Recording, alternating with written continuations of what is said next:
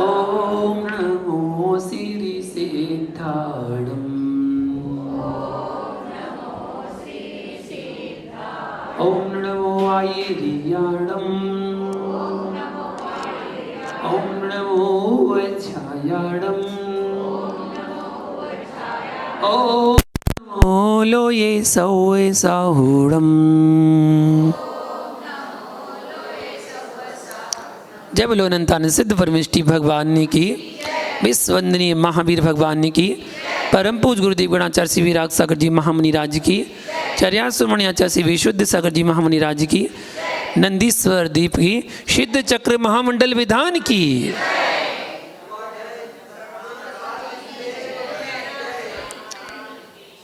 महानुभाव, आज से सिद्ध चक्र महामंडल विधान प्रारंभ होने जा रहा है। अष्टांग का पर्व लग चुकी है और अष्टांग का पर्व में इन 8 दिनों में हम सिद्धों की आराधना करेंगे, सिद्धों की अर्चना करेंगे। अब नंदीश्वर दीप तो जाने की सामर्थ्य हमारी है नहीं जा सकते, क्योंकि मनुष्यों का विधान है कि 2.5 दीप से बाहर जा ही नहीं सकते। जम्बूदीप, घातकी कर्ण और पुष्कर दीप आधा, ये 2.5 दीप मनुष्यों के रहने का स्थान है। इन 2.5 दीप के बाहर मनुष्य नहीं जा सकते हैं, चाहे वो कितनी पुरुषार्थ कर लें, कितनी प्रयास कर लें। आपका कोई रागी देव हो जाए, आपके परिवार का कुटुंबी जन जो देव पर्या में चला जाए और वो सोचे कि चलो मेरे परिवारजन हैं, मेरे मित्रजन हैं, मैं उनको अपने विमान में बिठा के और ले चलता हूँ नंदीश्वर दीप दर्शन कराने, वो आ जाएगा, आपको उठा के ले जाएगा, लेकिन मानुष उत्तर पर्वत के आगे उसका विमान रुक जाएगा, वो विमान से आगे नहीं जा पाएगा। और जैसे ही वो सामान डिलीवरी वहाँ करेगा मानुसोत्तर पर्वत पर, उसके बाद विमान उसका आगे बढ़ जाएगा। मनुष्य एक सामान है, वो सामान 2.5 दीप के बाहर नहीं जा सकता है, उसकी सीमा उतनी ही है। जैसे ही उसको उतारेगा तुरंत उसका विमान आगे बढ़ जाएगा। जब तक विमान में बैठा रहेगा विमान आगे नहीं बढ़ सकता है, ऐसा नियम है। मानुष उत्तर पर्वत, मानुष उत्तर, जिस पर्वत के उत्तर में मनुष्य ना जा पाए उसका नाम है मानुष उत्तर पर्वत। मनुष्य नहीं जा सकते वहाँ, तो देव पर्याय में जा सकते हैं।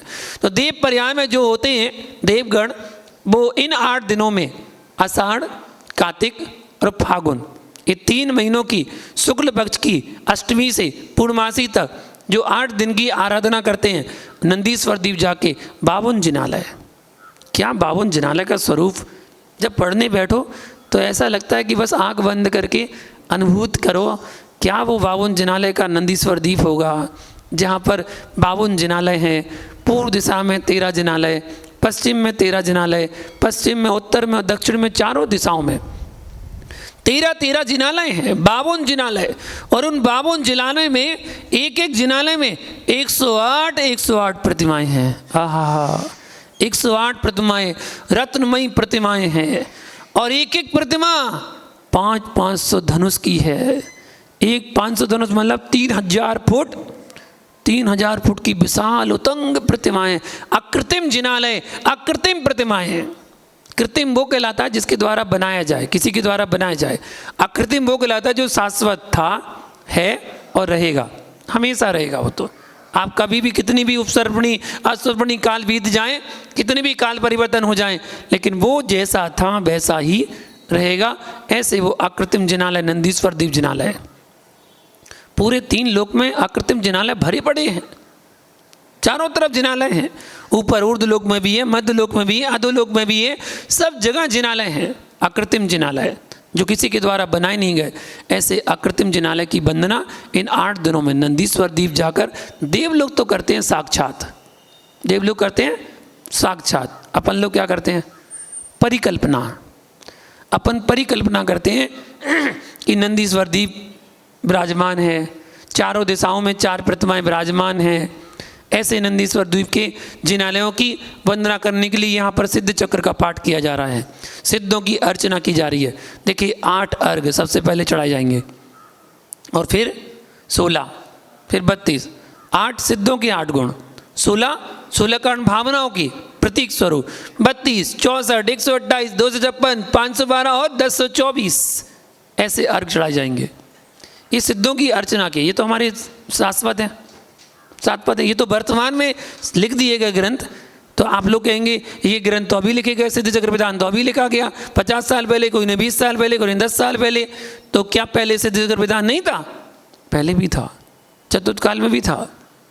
कैसे था चतुर्थ काल में? श्रीपाल ने किया ना, मैना सुंदरी ने किया था ना, सिद्धों की आराधना की थी। अब उस समय कौन सा था? वो तो भोजान है, कैसा था, लेकिन उन्होंने आराधना की थी। इसमें कोई विकल्प नहीं करना। और सिद्धों की आराधना करने में बड़े भक्ति भाव से आराधना करना। एक बार मैं सोच रहा था कि क्या चक्कर है, सब लोग कहते विषम संख्या शुभ होती है, विषम संख्या शुभ होती है, 1 3 5 7 9 11 13 15 17 19 विषम संख्या शुभ होती है। इसलिए हमारे यहाँ मंदिर में विषम प्रतिमाएं विराजमान की जाती हैं, विषम वेदी बनाई जाती हैं, सब कुछ विषम होता है। लेकिन यहाँ तो सम संख्या चल रही है, तो क्या शुभ और क्या अशुभ? बस बड़ा सोच में पड़ गया कि क्या शुभ और क्या अशुभ। कोई कहता है शुक्ल पक्ष अच्छा होता है, कृष्ण पक्ष खराब होता है, किस पक्ष अंधेर होता है, अंधेर में कोई काम नहीं करना चाहिए। तो मैंने उनसे बोला अंधेर में कोई काम नहीं करना चाहिए तो फिर अंधेर में भगवान महावीर स्वामी मोक्ष क्यों गए? वो भी कौन सी दिन? घोर अंधेरी रात, अमावस्या के दिन मोक्ष गए। और कितने तीर्थंकर ऐसे हैं जिन्होंने कृष्ण पक्ष में जन्म लिया और कृष्ण पक्ष में मोक्ष भी गए। तो कृष्ण पक्ष खराब है ना, तो उन्होंने जन्म क्यों लिया, फिर मोक्ष क्यों गए? अच्छा, कोई कहता ये तिथि अच्छी, वो कहता वो तिथि अच्छी। मैं कहता हूँ ऐसी कौन सी तिथि जो अच्छी बुरी होती है भैया? हमारा तो भारत देश है, और भारत देश ऐसा भारत देश है कि हमारे यहाँ हर तिथि को त्यौहार मनाया जाता है। हर तिथि पर त्यौहार है, हर तिथि पर। कैसे त्यौहार है? सोचो आप, मैं आपको बता रहा हूँ, तिथि पर त्यौहार, हर तिथि पर त्यौहार होता है। जब एकम आती है तो पड़वा का त्यौहार मनाया जाता है, जब दोज आती है तो भाई दोज मनाई जाती है, जब तृतीया आती है तो अक्षय तृतीया मनाते हैं, चतुर्थी आती है तो भारत देश में गणेश चतुर्थी मनाते हैं, पंचमी में सूरज पंचमी मनाते हैं, छठ में चंदन छठ मनाते हैं, सप्तमी में मोक्ष सप्तमी मनाते हैं, अष्टमी में जन्माष्टमी मनाते हैं, नवमी में रामनवमी मनाते हैं, 10वीं में दशहरा मनाते हैं, 11वीं में गन्ना 11 मनाते हैं, 12वीं में बड़ बारस मनाते हैं, 13वीं में धन्य 13 मनाते हैं, चतुर्दशी में अनंत चतुर्दशी मनाते हैं, पूर्णमासी गुरु पूर्णिमा मनाते हैं, और अमावस्या के दिन दीपावली का त्यौहार मनाते हैं। हर तिथि पर त्यौहार है। कौन सी तिथि खराब है? कोई तिथि खराब नहीं, कोई दिन खराब नहीं, कोई कुछ खराब नहीं।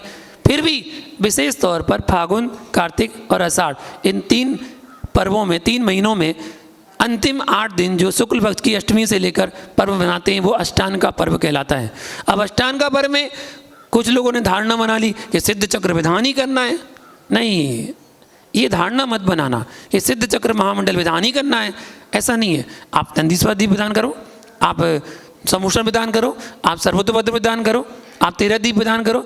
जो बड़ी बड़ी अर्चना होती हैं, बड़े बड़े महापूजाएं होती हैं, ये महापूजाएं इन दिनों कर सकते हैं आप, कोई बुराई नहीं है इनमें। भगवान की आराधना तो करनी है, भगवान की आराधना करनी है। अपने जीवन काल में 5 विधान, 5 पूजाएं जरूर करना अपने जीवन काल में।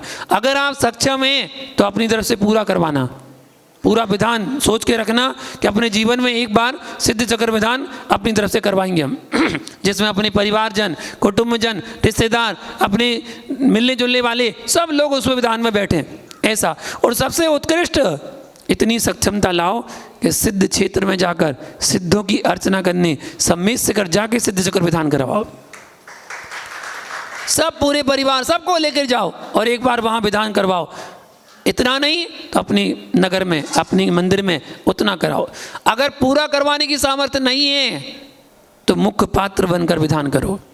अगर मुख्य पात्र बनने की सामर्थ्य नहीं है तो छोटे पात्र बनो, यज्ञ नायक, कुबेर आदि आदि, इन पात्रों को चयन करके उस विधान को करना। और इतने भी नहीं है तो विधान में बैठकर करना, कि विधान में कम से कम बैठ जाओ, अनुमोदना करो कि हमें ये विधान करना है। जीवन में 5 महापूजा जरूर करना। उन 5 महापूजा में एक पूजा है सिद्ध चक्र महामंडल विधान, दूसरी पूजा है कल्पद्रुम महामंडल विधान, जिसका दूसरा नाम है समूह शरण महामंडल विधान। वो भी अपन करेंगे, 10 लक्षण में करेंगे समूह शरण महामंडल विधान, बहुत बड़े स्तर पर करेंगे समूह शरण विधान। तीसरा विधान होता है 13 दीप विधान।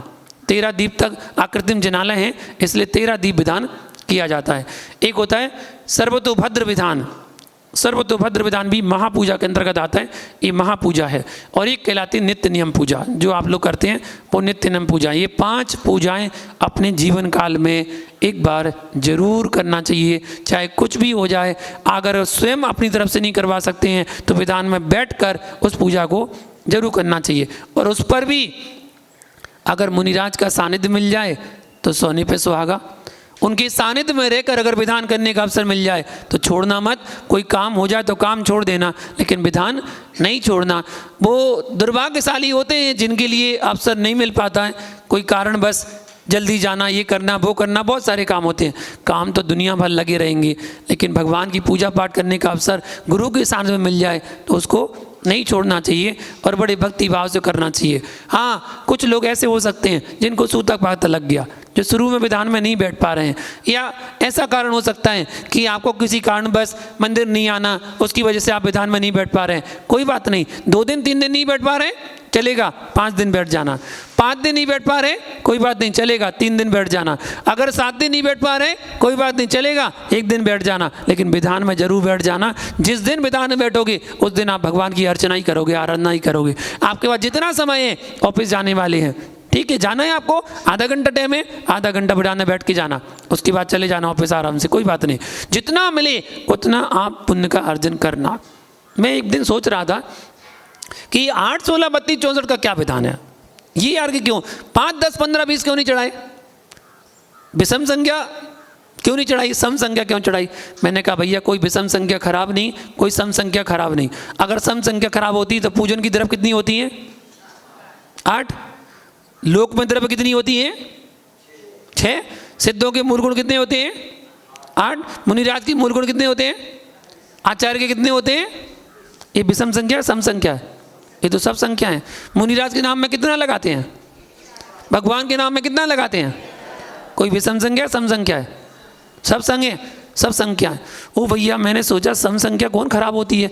फिर एक बात समझी, एक और चिंतन किया मैंने कि आपको एक बात है, एक पेन ड्राइव चलती है, पेन ड्राइव। सबसे पहले पेन ड्राइव निकली थी 2 GB की, ठीक है। 2 GB मालूम क्या सिखाता है? जीव और आत्मा, जीव और आत्मा, जीव अलग है, भिन्न आत्मा अलग है। ये भेद विज्ञान करना है आपको, ठीक है। उस भेद विज्ञान के लिए आपको क्या करना पड़ेगा, कैसे आपको मोक्ष मिलेगा? तो फिर 4 GB की पेन ड्राइव निकली अनंत चतुष्टय की, कि 4 अनंत चतुष्टय होते हैं, उन 4 गुणों को आप धारण करना चाहिए। फिर उसके बाद 8 GB की पेन ड्राइव निकली। 8 GB की पेन ड्राइव क्या कहती है? अष्टकर्मों को क्षय करके 8 गुणों को प्राप्त करना, ठीक है। उसके बाद पेन ड्राइव निकली 16 GB। वो 16 GB हमारे यहाँ 16 कर्ण भावना के प्रतीक निकली, और 16 अर्घ चढ़ा जाते हैं, इसलिए 16 कर्ण की GB की 16 GB पेन ड्राइव निकली। फिर उसके बाद 32, 64, 128, 256, 512, और एक हार्ड डिस्क कितनी होती है? 1 TB। 1 TB में कितनी GB होती है? 1024 GB, बराबर? गलत तो नहीं कह रहा हूँ? ये अपने सिद्ध जगह से तो लिया है। और कहाँ से लिया उनने? उनसे अपन ने तो लिया नहीं है, अपन ने उनसे नहीं लिया, उनने अपन से लिया। अब क्या कारण बना होगा? मैंने सोचा कि ये जब GB बनाई गई ना, कि इतनी GB, इतनी GB, इतनी GB की पेन ड्राइव, ये भी तो बना सकते थे 5, 10, 15, 20, 25, सीधी सीधी बना लेते। 50 GB की, 100 GB की, 1000 GB की, 500 GB की। इन्होंने भी ऐसा क्यों किया? 8, 16, 32, 64 लिया। जैसे हमारे सिद्ध चक्र महामंडल विधान में 8, 16, 32, 64 अर्घ आदि चढ़ा के हम उसको उस क्रम सा सिद्ध चक्र महामंडल विधान बड़े भक्ति भाव से, आनंद के साथ, देखिए भक्ति करो तो आनंद के साथ, भक्ति में डूब जाना। क्योंकि जीवन में 2 चीज़ों में से एक चीज़ ही कर सकते हैं आप। इनका जन्मजात का बैर है, 2 में से एक का जन्मजात का बैर है। जैसे सांप और नेवले का जन्मजात का बैर है ना, शेर और हिरण का जन्मजात का बैर है ना, ऐसे ही जन्मजात का बैर है किसका? भक्ति और लज्जा। इन 2 में से एक ही हो सकती है। जहाँ पर भक्ति है वहाँ लज्जा नहीं होती, जहाँ पर लज्जा होती है वहाँ भक्ति नहीं होती है। दोनों का जन्मजात का बैर है। आप करके नहाता नहीं है, ऐसे कैसे नृत्य कर रहे? तो कोई क्या कहेगा, इसलिए हम तो दूर खड़े होके, वो शर्म आ रही ना उसके, भैया जिसको आई शर्म उसके फूटे करम। भगवान की भक्ति में कभी शर्म नहीं करना, कोई लज्जा नहीं करना। आप रोड पे तो शर्म नहीं करते हो, रोड पे जब परिवार की किसी की बारात निकलती ना, तो रोड पे तो शर्म नहीं आती है। वहाँ पर अदर कास्ट किसी के सामने भी नचने बैठ जाते, नचने करने लगते। और यहाँ देव सास गुरु के सामने भक्ति करने में शर्म आ रही है? नहीं, वहाँ शर्म करो तो चलेगा, यहाँ शर्म करने की आवश्यकता नहीं है। यहाँ तो बिल्कुल भक्तिपूर्वक, आनंदपूर्वक आराम से अपनी पंक्तियाँ पढ़ो, अर्घ चढ़ाओ बड़ी आनंद के साथ। अभी म्यूजिक वाले तो बुला ही नहीं है, तो आराम से अपने आप खुद ही म्यूजिक हैं, आप खुद ही म्यूजिक हैं, अपने शब्दों को पढ़ो और आनंद के साथ बड़े भक्ति भाव से अपन सिद्ध चक्र विधान करेंगे। आज पहला दिन था इसलिए इतना टाइम लगा। आज पहले दिन में 8 अर्घ चढ़ाए जाएंगे बस, कोई किसी प्रकार का विकल्प नहीं, क्योंकि मेरा मानना कुछ अलग है, मैं थोड़ा हटके हूँ, मेरी सोच हटके है। मैं कहता हूँ भगवान की भक्ति ज़बरदस्ती में नहीं की जाती है। क्या ज़बरदस्ती में नहीं की जाती? हमारा जैन धर्म ज़बरदस्ती का धर्म नहीं है, ज़बरदस्त है। कैसा है? ज़बरदस्त है। यहाँ ज़बरदस्ती में नहीं, इतना करना पड़ेगा नहीं भैया, क्यों करना पड़ेगा? हमें तो भगवान के अर्घ चढ़ाना ना, भगवान की भक्ति करना ना, कोई बात नहीं, समय को देखते हुए करो, आराम से करो, आनंद के साथ करो, कम करो लेकिन आनंद के साथ, भक्ति के साथ करो। आनंद तो खैर है नहीं है, आनंद तो बैठेंगे नहीं, फिर भी अपन आनंद अपने मन में ले लेना, वो आनंद के साथ नहीं कर पाएंगे, कम से कम यही आनंद ले लेंगे अपन। तो ये आनंद के साथ भक्ति करेंगे अपन। और प्रारंभ में आज 8 अर्घ चढ़ाएंगे, हो सकता है कल अपन 2 पूजा करेंगे, 16 और 32 अर्घ चढ़ाएंगे, परसों अपन 2 पूजा करेंगे, 64 और 128 अर्घ चढ़ाएंगे। उसके बाद फिर चौथे दिन 256 अर्घ चढ़ाएंगे, 5वें दिन 6वें दिन 256 चढ़ाएंगे, 7वें दिन 512 चढ़ाएंगे और 8वें दिन 512 चढ़ाएंगे, जिससे आपका विधान अच्छे से अपन करते जाएंगे।